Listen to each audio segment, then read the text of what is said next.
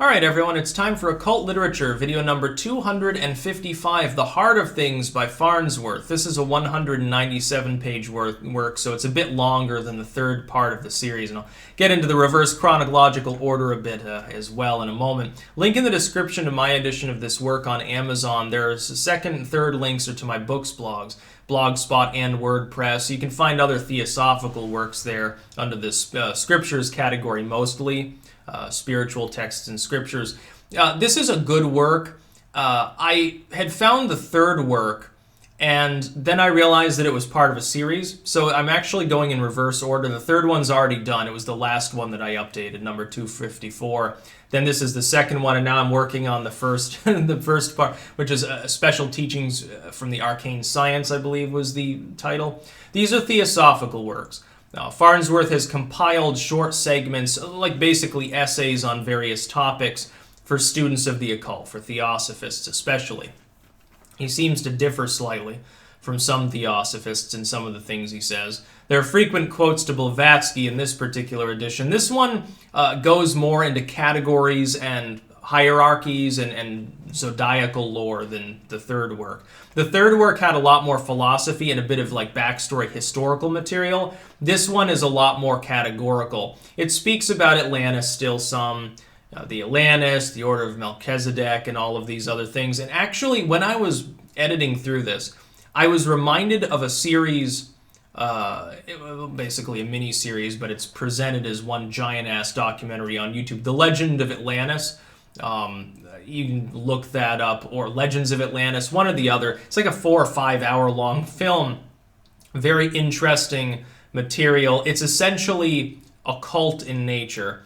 Some of it's spooky woo, but a lot of it comes from theosophy. The Atlantis and Melchizedek and Illuminati sort of stuff sort of originates back then in the more occult mystic sense, with Masons and the Knights Templar and all of these other things.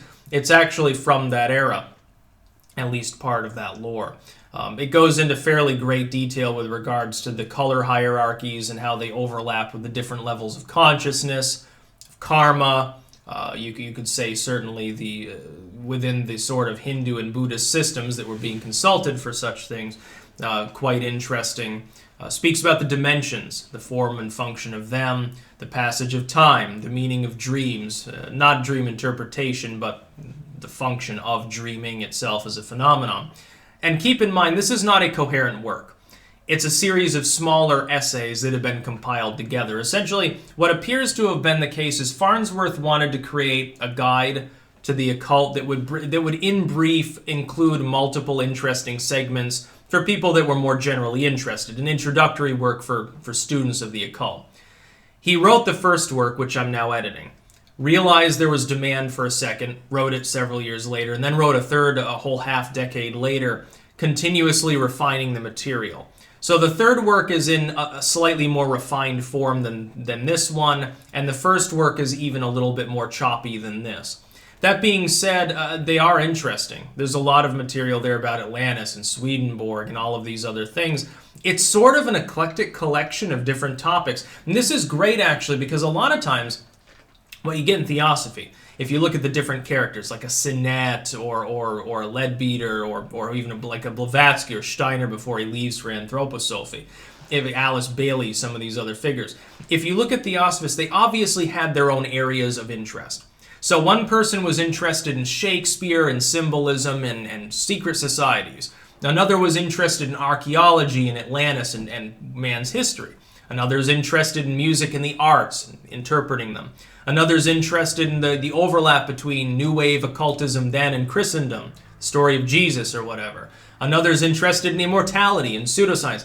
You have all of these weird, interesting views because theosophy was cast as the search for truth.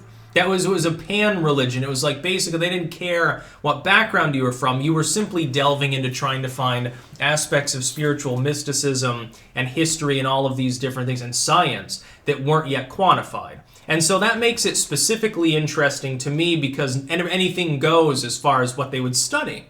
Their opinions were their own. They conformed to a very loose framework of spiritual beliefs ultimately. And so you get Eastern lore, Western lore, Western lore associated with Eastern lore interpreted from a Western point of view, and I find it interesting. So these works by Farnsworth, as far as an introductory or supplementary guide to theosophy or occultism in general, are invaluable. I would highly recommend them. I'm going to be plowing through the first work in the series, the first volume, but the third one that I'm releasing. All three of them are definitely very much worth reading. Again, link in the description to my edition of this work on Amazon, second and third links to my books, blogs. I have, I think, 20 theosophical works now, a large number of them by, I think, about a dozen different actual authors. Some Steiner, one of Blavatsky's short entries, The Stanzas of Zion, and so forth. Very interesting stuff. That's about all.